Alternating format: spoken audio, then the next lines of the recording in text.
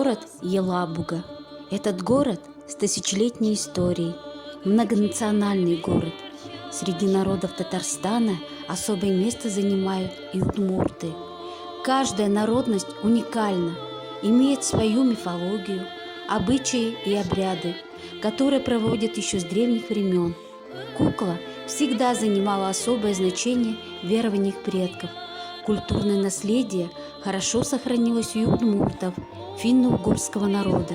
Языческие верования тесно связаны с культурой современных удмуртов, до сих пор переплетаются с древним культом оберегов. Особое место занимает кукла-оберег – муньо, защищающая владельца от злых духов, помыслов, сглаза. Существуют строгие правила изготовления сакральной вещи.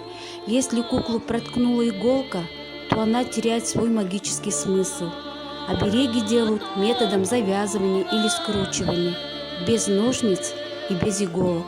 В ход идет любой подручный материал – лоскутки, нитки, солома, травы. На кукле нельзя изображать лицо. Считается, что в безликую игрушку не вселится злой дух. К изготовлению оберегов не подпускали мужчин.